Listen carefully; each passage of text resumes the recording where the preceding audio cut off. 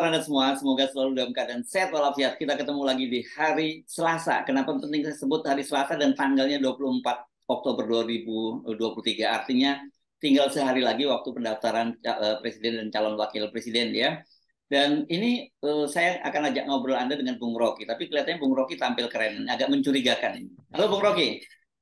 Oh, ini saya lagi ada teman jadi profesor di Unpad, jadi saya mesti hadiri dulu. Oh, Tapi tetap akan hadiri opini publik hari ini bersama FNN. ya, saya pikir tadi mau akad nikah atau apa gitu kok keren banget. Yang akad nikah tuh akad nikah capres wapres itu Oh maksudnya. iya, oke. Oke, tapi hari ini kalau tidak salah tim di LBH ya. Ini apakah tim lawyer Anda ya, yang buat jumpa pers juga ya nanti siang ya jam 12 ya Bung Rocky ya?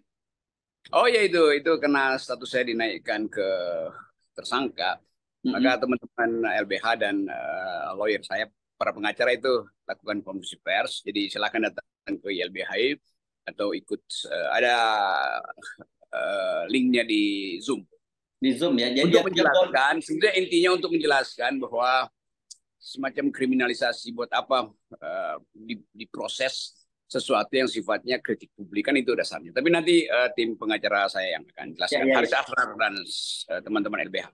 Jadi teman-teman wartawan kebetulan yang penonton ini nanti jam 12 ya di LBH di Jalan Diponegoro ya, Bung Rocky ya. Ya. Ya, oke, jumpa persnya. Dan saya kira sebenarnya kalau kayak kasus Anda ini ditingkatkan menjadi ada jadi tersangka, sekarang ini banyak sekali. Saya kira satu Nusa Kambangan pun nggak cukup untuk nampung orang-orang yang kritik terhadap Pak Jokowi dan kata-katanya jauh lebih keras dibandingkan Anda. Saya nggak mau ngomong kasar, tapi jauh lebih keras dibandingkan Anda gitu ya. Iya, mungkin kalau kata-kata kasar itu langsung panas di kuping. Tapi banyak meme yang sangat kasar terhadap Jokowi, terhadap anak-anak Pak Jokowi itu. Dan itu beredar dalam satu minggu ini, itu bully terhadap Gibran, Kaisang segala macam itu dalam bentuk meme. Bahkan bully terhadap keluarga presiden itu beredar segala macam. Nah itu kalau dikonferensi pers kan itu 3 abad nggak selesai itu. Dan misalnya covernya majalah Tempo, kalau nggak salah itu malah ada gambarnya itu sekarang Jokowi gitu sedang angon. Kalau orang itu angon itu apa ya bahasa Indonesianya ya, menggiring bebek-bebek begitu koalisi dan dia bersama dengan Gibran yang kalau nggak salah pakai baju anak sekolah gitu. Ini Itu Mbak, kan itu sama seperti itu namanya sontoloyo, pengangon bebek namanya ya, sontoloyo di Jawa. ya. Kalau pengangon kerbau itu namanya bajingan. Itu jadi sebetulnya hal semacam itu juga bisa disamaratakan. Nah, jadi siap-siap tempo itu nanti juga dikriminalisasi. Tapi kita udah masuk di dalam keanehan politik dan akhirnya publik menganggap ya mau dicaci maki mau nggak dicaci maki juga tetap kedunguan itu ada di kalangan elit. Dan sebetulnya yang sedang dicaci maki dalam hati maupun terbuka itu adalah ketua-ketua partai yang akhirnya juga diangon aja oleh seorang anak kecil kan. Kan itu sebetulnya yang ngangonin ketua-ketua partai itu kan anak kecil juga. Kalau bebek masih mending, tapi ketua-ketua partai Ya. ngikut kan dicocol hidungnya tuh. Dan Ya. itu yang menyebabkan orang menganggap ya sah aja mengkritik uang kelakuannya begitu kok. Ya. Jadi pertama-tama kita kehilangan semacam nobility, kemuliaan partai. Ketua-ketua partai tunduk pada satu aturan yang dibuat secara kasar oleh Mahkamah Konstitusi. Dan itu yang menyebabkan saya kira Pak Mahfud memberi semacam sinyal bahwa Mahkamah Konstitusi memang bisa dibeli. Ya, Gitu.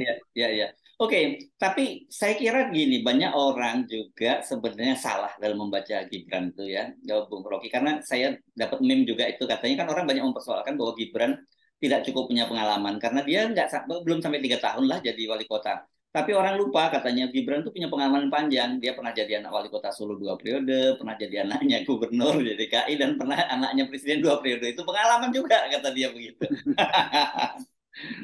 Jadi sampai di situ sini semua orang menganggap bahwa yang disebut pengalaman itu adalah kedekatan dengan kekuasaan, apalagi nempel dengan kekuasaan. Apalagi dalam keadaan kita hari ini seluruh kekuasaan memang dihuni oleh satu keluarga kan itu Ya. yang menyebabkan orang ya mau caci maki juga nggak ada gunanya, mau sinis nggak ada gunanya. Tetapi orang akan ingat bahwa terutama elit-elit partai, Pak Prabowo, Pak SBY, Pak Erlangga. Erlangga, Betul. Pak Julhas yang sebetulnya datang dari tradisi nobility, kemuliaan untuk masalah demokrasi, akhirnya membebek juga semuanya kan.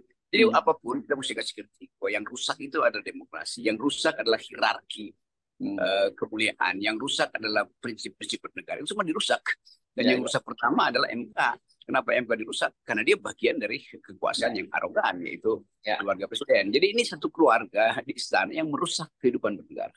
Ya, nah ini menarik ya karena Anda menyinggung soal Mahkamah Konstitusi karena memang kemarin kok Mahkamah Konstitusi itu mengumumkan pembentukan Majelis Kehormatan Mahkamah Konstitusi, nama MKMK begitu ya kata Ibu Hakim Mahkamah Konstitusi Profesor Eni Nurbaningsih bahwa ini dibentuk untuk menjaga marwah, mengembalikan marwah karena menurut mereka ini bahaya sekali kalau publik tidak percaya lagi apalagi nanti ketika mereka menangani sengketa pilpres itu. Sebetulnya itu bukan dibentuk, mestinya mengundurkan diri ibu yang membentuk Mahkamah Kehormatan. Nggak ada kehormatan di situ. Dari awal prosesnya adalah kecurangan, dari awal adalah pengendalian. Jadi sebetulnya kehormatan itu kan mestinya dijaga dari awal, bukan setelah terjadi damage semacam ini. Dan kerusakan ini nggak bisa lagi diperiksa oleh Mahkamah Kehormatan. Ini udah jadi, bahkan dunia internasional udah jadi olok-olok tuh. Jadi ini udah jadi semacam artefak dari demokrasi di Indonesia. Puing-puing itu yang pilar-pilar Mahkamah Konstitusi itu udah hancur. Jadi nggak ada gunanya bikin Mahkamah Kehormatan. Kalau mau lakukan semacam tindakan koreksi, orang seperti Ibu Eni ini atau Saldi Isra itu mundur aja. Itu menunjukkan bahwa mereka sudah tidak terhormat. Jadi jangan Mahkamah Kehormatan masih dimaksudkan untuk menyelamatkan kehormatan MK. Itu juga konyol ide itu. Kalau dia udah berantakan dari awal, kok masa barangnya udah membusuk masih mau di rejuvenil, mau dimudahkan lagi tuh. Nggak ada istilah itu. Ya, ya. Namanya Majelis Kehormatan Bung Rocky dan yang akan ada 3 orang yang di situ yang ditunjuk dari tokoh masyarakat itu Profesor Jimli Asidiki, beliau mantan Ketua Mahkamah Konstitusi, kemudian ada Wahidudin Adam ini dari mana dari lingkungan hakim sendiri dan dari lingkungan konstitusi karena dia kan sering juga menyampaikan dissenting opinion dan satu lagi seorang seorang ahli hukum yang senior dari kalangan akademisi ya. Jadi saya sempat lupa namanya, nanti saya begitu ingat saya cari lagi namanya. Nah, tetapi yang menarik seperti Anda sebut tadi, begitu ditanya soal komentar Pak Mahfud berkaitan dengan dibentuknya Majelis Kehormatan Mahkamah Konstitusi ini, Pak Mahfud yang notabene adalah mantan juga Ketua Mahkamah Konstitusi itu dia menyatakan kan dia sekarang memang bisa dibeli lah. Dia pesimis bahwa itu akan bisa mengembalikan marwah dari MK. Kendati katakanlah ada orang seperti Jimli Asidiki dan sebagainya di situ. Tetap orang nggak percaya itu. Jadi saya juga usulkan, itu teman saya juga Pak Jilmi teman baik saya. Kalau ditanya pendapat saya sebaiknya menghindar aja di situ, tolak aja tuh. Nah apapun keputusannya itu akan dianggap sebagai upaya untuk menyogok oposisi supaya menerima hasil mahkamah. Kan nggak mungkin Pak Jimli bilang, ya ini sudah tidak terhormat, oleh karena itu mengundurkan diri. Jadi nggak mungkin. Mahkamah Kehormatan maksimal akan memberi teguran atau kasih semacam dissenting opinion lagi terhadap keputusan kemarin. Tapi itu juga tidak akan memuliakan mahkamah kan. Jadi disebut Mahkamah Kehormatan, dia mesti Majelis Kehormatan. Majelis Kehormatan mesti memuliakan Mahkamah Konstitusi. Sekarang pertanyaannya bagaimana memuliakan sesuatu yang betul-betul secara kimia sudah berubah kan kimia dari Mahkamah Konstitusi berubah karena di dalamnya ada kepentingan kekuasaan. Jadi bagaimana memuliakan kembali? Ya hilangkan kepentingan kekuasaan. Siapa yang punya kepentingan di situ?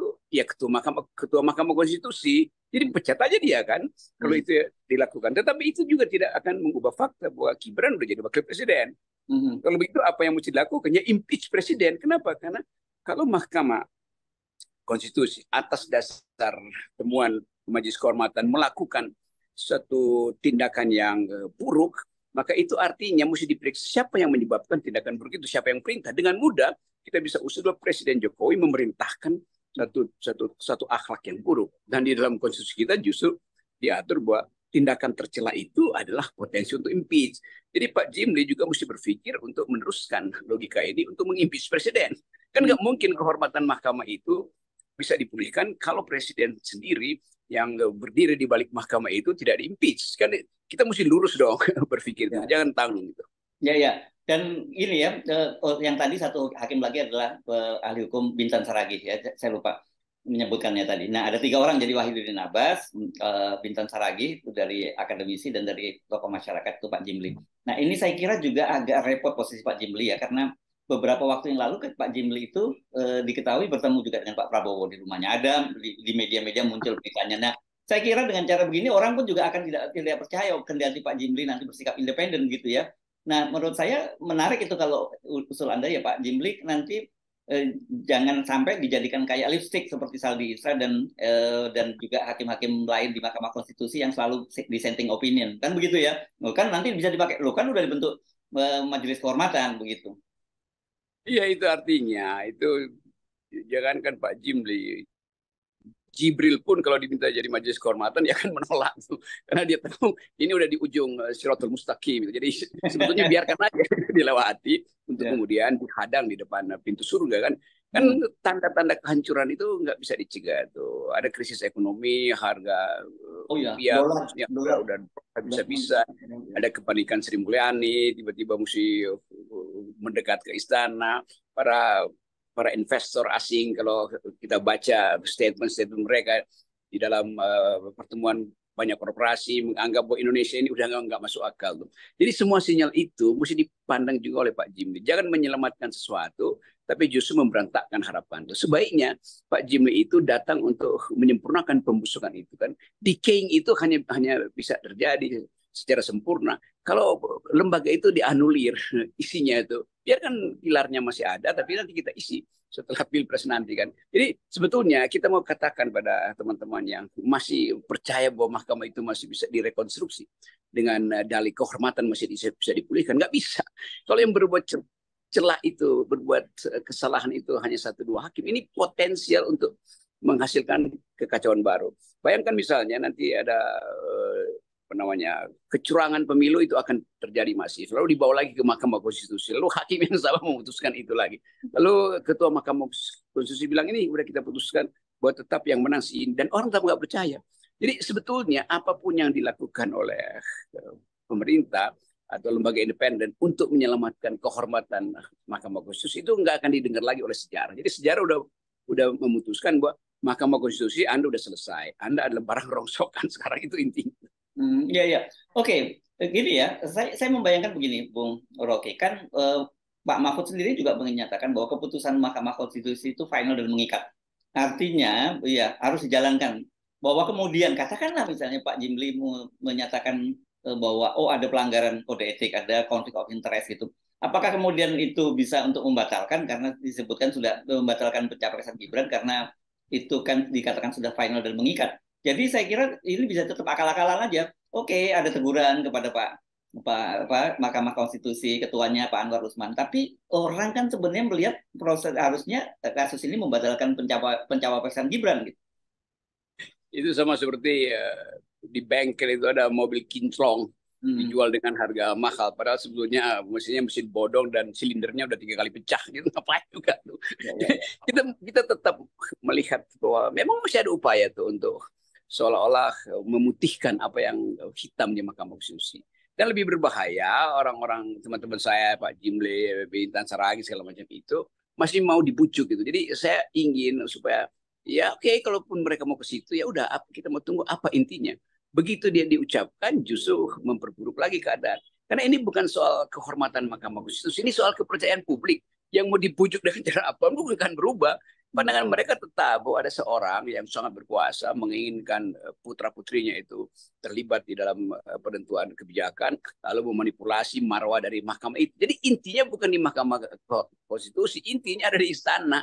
Kalau mau ya bikin majelis kehormatan presiden, dan majelis itu mesti mengarahkan publik untuk menganggap bahwa nggak mungkin lagi kehormatan presiden dimuliakan. Bayangin majalah Tempo bisa mengolok-olok semacam itu, dan koran-koran yang lain akan lakukan hal yang sama. BEM UI atau BEM Undip, BEM Gajah Mada semuanya bersiap untuk masang poster yang makin lama makin buruk kan. Jadi nanti akan berhadapan, keputusan majelis kehormatan akan berhadapan dengan banner-banner sinisme di publik. Bisa-bisa juga wajah-wajah anggota majelis kehormatan ini akan dibikin satir, meme, bahwa mereka sebetulnya adalah mengikuti bukan saja ngangon bebek, tapi memang bebek beneran. Ya, ya. Dan saya kira ini sebenarnya kita itu sampai tahapnya yang disebut sebagai public distrust yang sangat meluas gitu ya, Bung Rocky ya. Saya kira ya berat itu ya Ya, sebenarnya. iya. Betul, itu istilah tepat. Ada public distrust yang nggak mungkin trustable kembali, itu nggak bisa tuh. Begitu sesuatu yang sifatnya ultimate itu hancur, itu nggak bisa dipulihkan.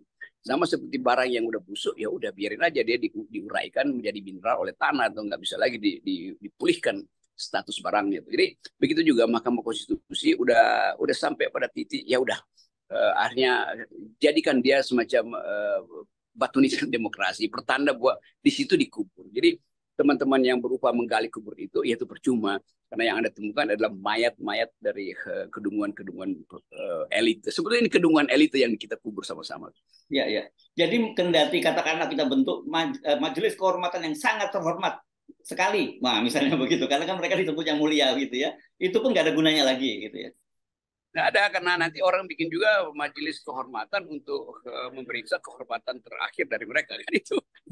Nah, jadi tetap aja mau dibikin apapun, udah nasi udah jadi bubur dan bubur udah jadi sampah itu. Ya, ya, ya.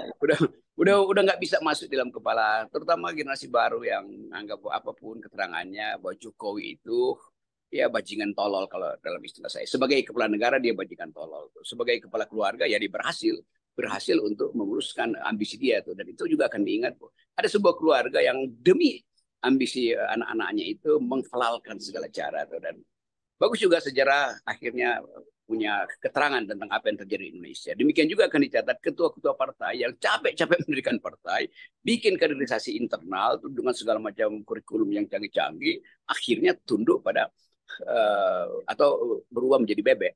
Ya, ya. Dan saya sih berharap gitu ya, Bung Rocky, bahwa ini tahapan yang sekarang kita lakukan. Ini mungkin orang pada marah-marah, ngamuk-ngamuk, tapi mudah-mudahan ini semacam kayak apa istilahnya itu growing pain gitu ya. Orang anak-anak yang tumbuh giginya dan begitu giginya dicabut, ini kita bisa sehat ini bangsa ini nanti ya. Nah itu bagus itu. Jadi udah kita growing pain aja, dan menganggap bahwa perubahan politik tidak mungkin berlangsung dengan mengandalkan partai-partai ini siapapun. Perubahan politik tidak mungkin kita jadikan sebagai pedoman bahwa Indonesia sedang menuju pada hal yang baik. Ini Indonesia sedang menuju pada hal yang buruk. Yes. Dan semua calon presiden sebetulnya bertanggung jawab terhadap soal ini, karena tidak ada satupun calon presiden yang mau pro 0%. Semua ini bermula dari 0% yang ditolak oleh Mahkamah Konstitusi. Jadi dari awal Mahkamah Konstitusi memang didesain untuk sekedar jadi peralatan ngangon bebek. Ya, oke. Baik, terima kasih Bung Rocky. Ya, selamat datang di Republik Sontoloyo alias Republik Pengangon Bebek.